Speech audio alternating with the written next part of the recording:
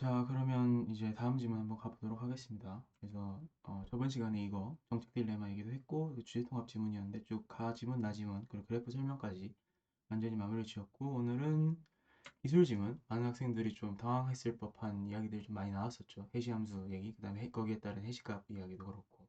그래서 정보 검색에 활용되는 해시 함수 알고리즘 요거 관련돼서 내용이 제시가 됐는데 총평을 한번 보시면 알겠지만 내용이 충분히 어려웠을 수 있어요.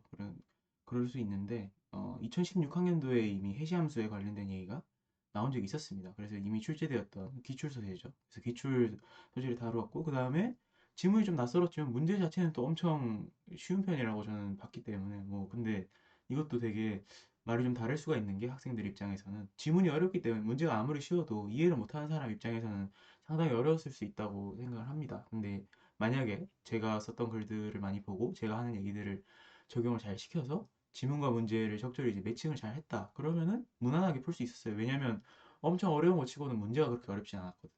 근데 아까도 얘기했지만 지문 자체를 이해하기 어려워서 문제가 어렵다고 느꼈을 수도 그런 것도 충분히 가능하다고 저는 생각합니다. 그래서 포인트를 좀 제시를 하자면 포인트가 거의 비슷한데 이 지문은 약간 포인트가 달랐던 게 뭐냐면 21학년도 수능에 모델링과 렌더링이라는 주제로 기술 지문이 하나 나왔었어요. 그때도 학생들이 굉장히 어려워했던 게 뭐냐면 너무 다 추상적이야. 이게 제가 보기에는 평가원이 이 수치, 그러니까 숫자로 이렇게 해가지고 뭐 몇 퍼센트 뭐 이렇게 하면은 오히려 더 수험생들이 힘들 거라고 생각을 해서 그런 것들을 다 빼고 글로만 완전히 설명을 하려고 했던 것 같은데 이 지금 3월 학력평가도 그런 느낌입니다. 근데 그렇게 돼 있으면 오히려 추상적이라서 학생들이 더 어려워했을 거라고. 그래서 포인트가 추상적인 정보가 제시되면 이제 구체화하려고 이렇게 노력을 해야 되고 그 구체화해서 이해한다는 게 어떤 뜻이냐면 정확하게 얘기를 하자면 수치가 나온다고 했으면 그 수치가 안 나오더라도 내가 수치로 생각해야 될 부분이 있다면 구체적이되 간결한 예시를 떠올려야 한다. 요거는 제가 그 22학년도 수능 브레턴우즈 체제 설명할 때도 얘기를 했습니다. 뭐 예를 들어서 무슨 뭐 금 얘기할 때 금 1개, 뭐 금 10개 이런 식으로 하지 뭐금 11개, 뭐 금 17개 이런 식으로 이상한 숫자를 굳이 만들지 말자고. 그러니까 10개, 20개, 뭐 100개, 1000개 이런 식으로 구체적인데 간결하게 해서 생각만 하면 된다. 왜냐면 그 예시는 애초에 제시가 안 된 거거든. 그냥 내가 생각하는 거기 때문에 구체적이데 간결하게 스스로 예시를 떠올려서 방금 얘기했지만 수치가 안 나오더라도 수치상으로 생각해야 될 부분들이 나올 수 있어요. 지문에서 제시를 안 했어도 그런 부분들을 조금 유념해 주시면 좋을 것 같습니다. 그래서 총평은 이 정도로 하고 그럼 지문을 한번 가보도록 하겠습니다.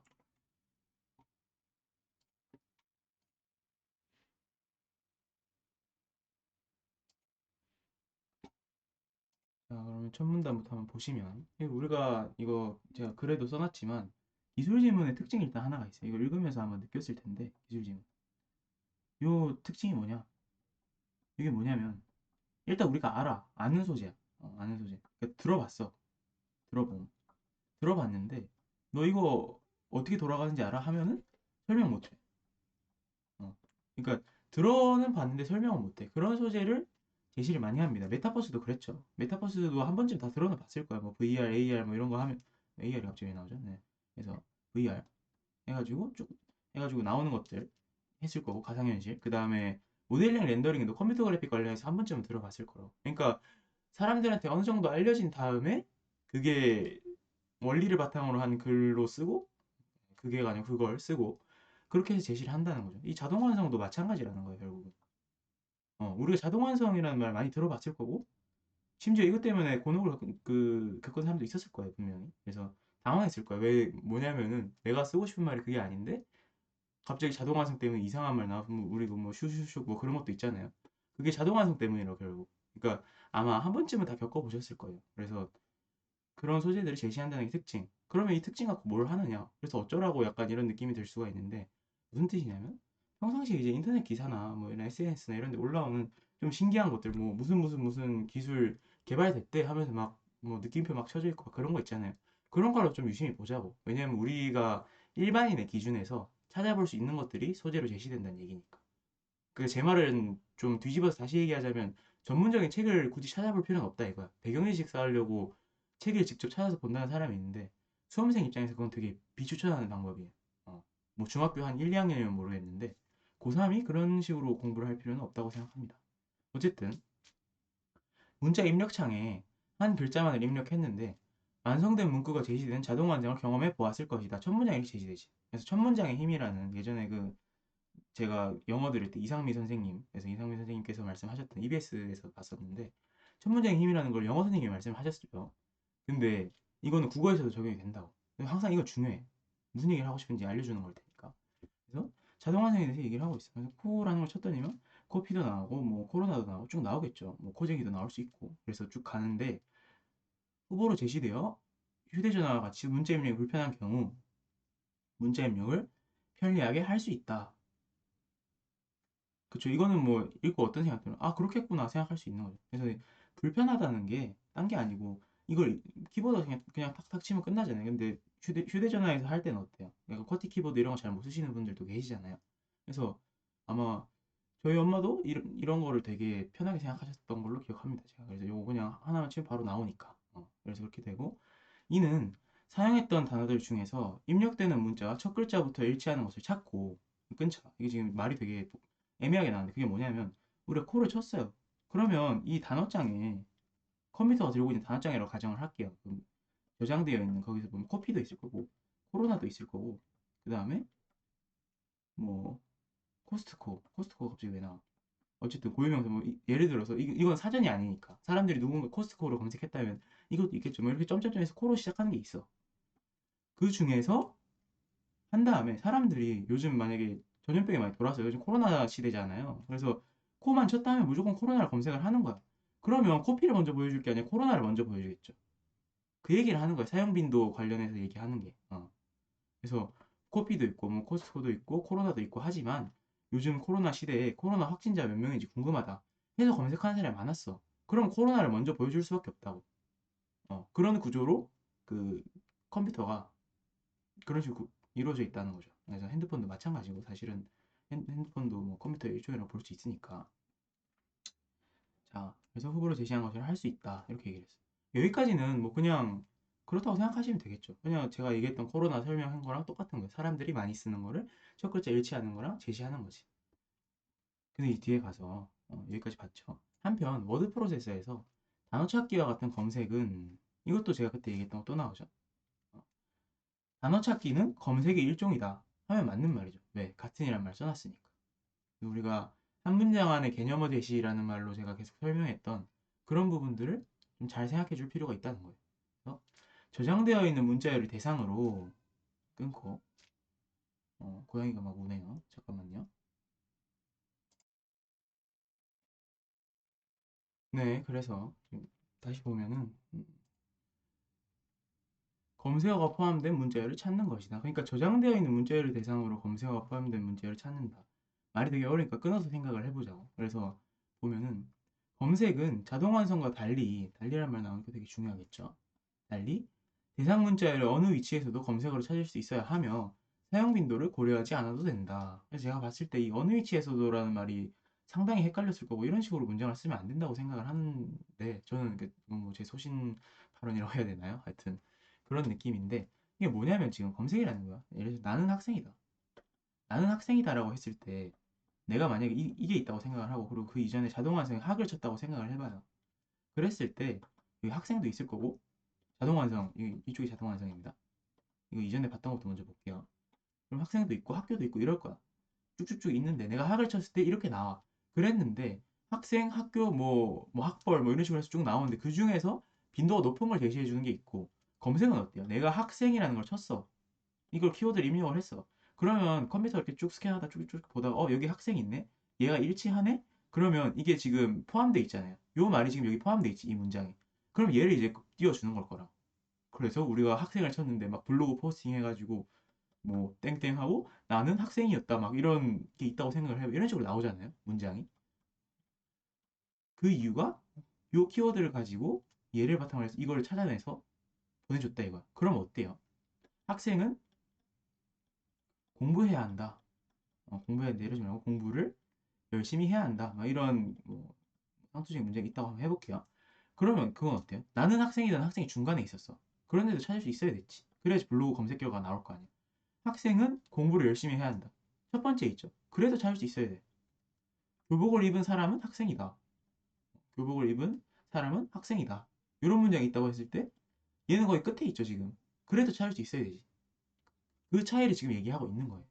다르다는 얘기가 뭐냐면 어느 위치라는 게 사실 이 어느 위치라는 말이 되게 제가 좀 잘못 썼다고 얘기했던 이유가 뭐냐면 지금 저기서 하고 싶은 얘기는 제가 했던 얘기 그대로인 거예요. 그러니까 뭐 이 학생이란 말이 처음에 있을 수도 있고 중간에 있을 수도 있고 마지막에 있을 수도 있을 거 아니야. 그래서 어느 위치라고 얘기를 한 건데 저 말을 제가 듣기에는 그러면 이거는 물론 이제 저는 알고 있는 얘기니까 그렇게 생각 안 했지만 학생 입장에서 어느 위치라고 그러면 문장 어디 아무 데나 찍어도 학생이란 말이 나와야 되나? 이 생각을 할 수가 있었다고. 그렇게 돼버리면 뭔가 이상하지 않아요? 나는 학생이다라는 말 다시 한번 써볼게요. 그랬는데 그럼 내가 여기를 찍어도 학생이다라는 말이 나와야 돼? 그건 아니죠. 학생은 여기 있잖아. 그러니까 어느 위치에서도 학생이라는 말을 찾을 수 있으려면 학생, 학생, 학생, 학생, 학생 해서 학생밖에 없어야지 어느 위치에서 찾을 수 있겠지. 그러니까 문장이 약간 표현이 조금 이상했다. 이런 말을 좀 드린 거고요. 어쨌든 그래도 무슨 얘기인지는 이해하셨을 거예요. 그래서 학생을 찾을 때 앞에 있던 뒤에 있던 중간에 있던 찾을 수 있어야 되고 그 다음에 사용 빈도를 고려하지 않아도 되겠지. 뭐 고려해도 되고 고려하지 않아도 되고 이걸 왜 고려하지 않는다고 안 하고 말 이상하네요. 고려하지 않는다 이게 아니고 고려하지 않아도 된다 얘기를 했던 이유가 뭐냐면 우리 검색할 때 생각해보면 학생이다 했을 때 우리 블로그에서 생각할 때 빈도 사용 빈도 얘기하지만 나는 학생이다라는 문장이 있고 그 다음에 학생은 또 뭐뭐 한다 그리고 저기 지나가는 아니지 저기 지나가는 조금 이러면 좀 어색하니까 오늘 뭐 지하철 갔는데요 하면서 막 블로그 포스팅체 있잖아요 하면서 지하철에서 뭐 학생을 봤다 이런 식으로 해서 쭉 나온다고 생각을 해봐요 글들이 블로그 검색을 했는데 그러면 자주 봤던 거를 위로 올려주겠지 당연히 많은 검색했던 거 우리가 뭐 인기순 정리를 하면 그때는 어때요? 이 빈도를 고려하는 거잖아 그러니까 안 와도 되는데 할 때도 있고 안 할 때도 있고 이렇다는 거예요 근데 일반적으로 일단 검색한다고 했을 때 이런 건 어때요? 첫 글자를 무조건 맞춰야 되지 근데 얘는 첫 글자도 안 맞춰도 되고 여기서 사용빈도 고려했던 거랑 다르게 얘는 사용빈도 일단 고려 안 하고 그냥 쭉 나열해줘도 그만인 거죠. 어차피 검색인 거니까. 근데 제가 하고 싶은 얘기는 안 와도 된다. 이 된다가 왜 된다였는지 그걸 지금 설명을 좀 한 거예요. 뭐 고려할 수도 있으니까. 그래서 그 얘기를 좀 마무리를 짓고 그 다음에 뭐 맨날 하는 얘기지만 고려하지 않아도 된다 이랬으니까 반드시 고려해야 된다. 이런 선지 나오면 틀린 말이겠죠. 검색 빈도가 아니고 사용 빈도를 반드시 고려해야 한다. 이런 선지가 나오면 틀린 걸 거예요. 그래서 역시 부정어가 나오면 단골 출제 요소라고 그랬어요. 근데 이게 안 나왔죠.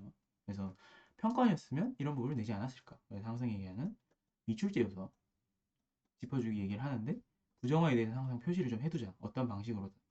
그 얘기를 좀 드리고 그렇게 해서 일단 이 문단은 뭐 이해가 됐을 거라고 생각을 합니다. 그 차이를 지금 얘기해주고 있는 거예요. 달리란 말을 가지고. 그러고 나서 우리가 가보니까 검색이 가능하기 위해서는 그 다음에 뭐 쭉 보다 보니까 비교해서 검색어와 비교하여 모두 같은지 확인 검색 시간이 늘어난다 검색 시간을 줄이기 위해서는 그래서 연산 시간 해서 쭉 보다 보니까 이것도 지금 위에 있는 내용이랑 똑같은 내용이지 검색 시간이 A랑 묶여 있는 거니까 그럼 결국 뭐야 지금 내가 왜 이렇게 검색을 찾아서 얘기를 했지 무슨 얘기냐면 우리가 이거 저번에도 한번 얘기했어요 왜냐하면 지금 우리가 여기서 자동 완성 설명했잖아 하고 검색 설명했지 그러고 나서 넘어왔는데 검색이 가능하기 위해서는 이렇게 시작을 하고 얘도 검색이에요. 얘도 검색 얘기하고 마지막 거는 이 A에 딸려있는 거 당연히 검색과 관련된 얘기겠죠. 그러면 하고 싶은 얘기가 뭐냐? 뭘까요?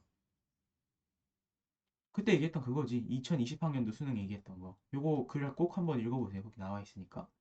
수능 그 베이즈주의 얘기할 때 뭐였어요?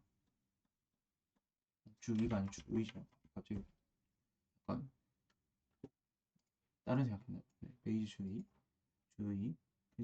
이건데 이거랑 전통적 인식론자였단 말이야. 근데 어땠어 그걸?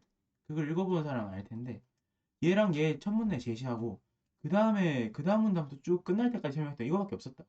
그럼 얘는 뭐야? 얘는 그냥 이거 설명하려고 비슷한 애 그냥 가져온 것 뿐이야. 그러니까 이거랑 이거랑 있는데 난 여기에 초점을 맞추겠다. 이런 느낌이었다. 얘도 마찬가지죠. 검색이랑 자동완성. 사실 자동완성을 먼저 제시했으니까 자동완성과 검색 이렇게 제시를 했는데 막상 전개되는 그걸 보니까 자동완성은 그냥 검색을 설명하려고 그냥 끌어왔을 뿐이야. 유사한 걸. 그래서 유사한 소재 끌어오기 뭐 이렇게 얘기를 하는데 뭐 끌어온다는 표현이 적절한지는 모르겠지만 어쨌든 초점은 검색에 맞춰져 있었을 거라고. 이런 구조가 굉장히 많이 나와요. 그래서 2020학년도 수능에도 나왔다 했지만 이런 식으로 그럼 우리가 읽을 때 어디에 초점을 맞출 거냐? 여기에 대해서 조금 더 잘 알 수 있겠죠. 그래서 글을 읽기 전에 항상 제가 얘기하지만 시험지 받고 나서 한 45초에서 1분 정도는 문제를 바로 푸는 게 아니고 무슨 문제가 나왔고 어떤 식으로 전개되는지 굉장히 빠르게 훑어보는 그 작업이 필요하다고 한 이유가 이런 데 있는 거예요. 훑어보면 딱 느낌이 오거든. 전체적인 틀이. 그래서 그런 거 훈련을 좀 하는 그런 생각을 이제 머릿속에 넣어두면 좋을 것 같고 그래서 보니까 검색이 가능하기 위해서는 검색어를 네, 끊고 검색어를 저장되어 있는 문자열의 부분 문자열과 비교하는 알고리즘이 필요하다.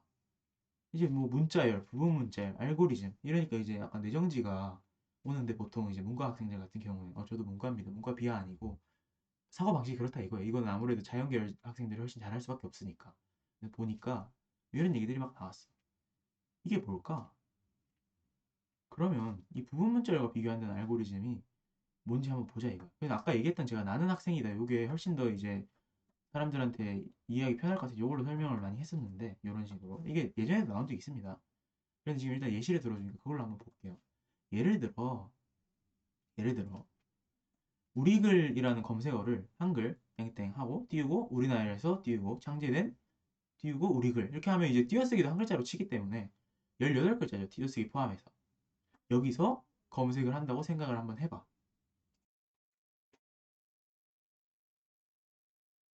이것도 잠깐 끊겼는데 제가 이거 중간중간에 약간 이 사람 왜 갑자기 뭔가 끊긴 느낌 들지 하면은 실제로 잠깐 중단한 건데 딴 게 아니고 밖에서 소리 들릴 때 잠깐씩 끊어서 다시 한번 가보도록 하겠습니다. 그래서 요것만 좀 양해 부탁드립니다. 그래서 18글자 해서 여기까지 설명했죠. 대상 문자를 검색한다고 가정해보자.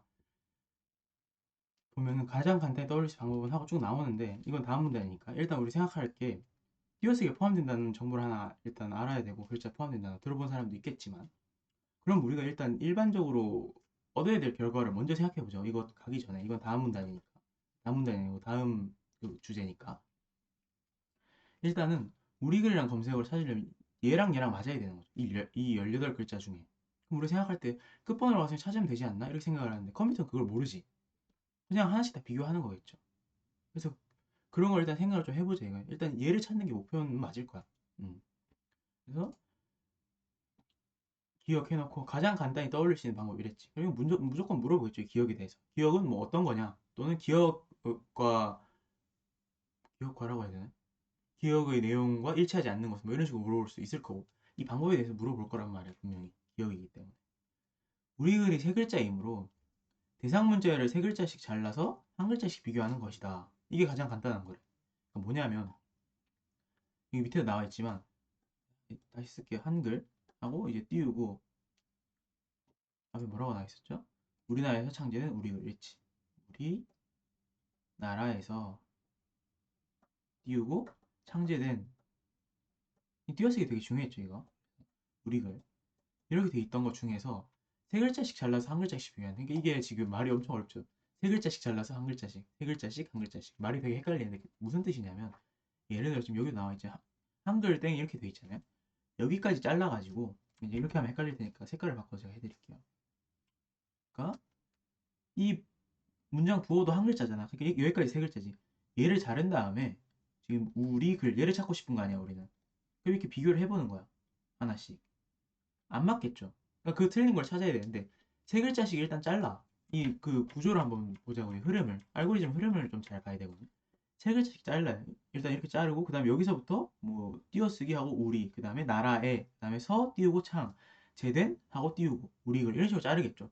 일단 자르는 게 16개가 만들어질 거야. 이것도 근데 헷갈리는 사람이 있을 수 있는데 이거 제가 쉽게 이해하는 방법을 좀 알려드리겠습니다. 지금 18글자인데 하나씩 띄우면 18개 맞죠? 비교 대상이. 한, 글, 이거 띄우고 우리나라에서 이런 식으로 쭉 가서 18글자를 한 글자씩 나누면 18개의 대상 맞잖아요. 이거까지는 될 거 아니야. 그러면 이게 안 될 리는 없겠지. 두 글자씩 나누면요? 어떻게 돼? 한글하고 이렇게 겹치고 즉 뭐예요? 두 글자씩 하면 17개가 되겠지. 요거 잘 생각하셔야 돼요. 우리가 이건 뭐냐면 그냥 제가 우리나라라고 해볼게요.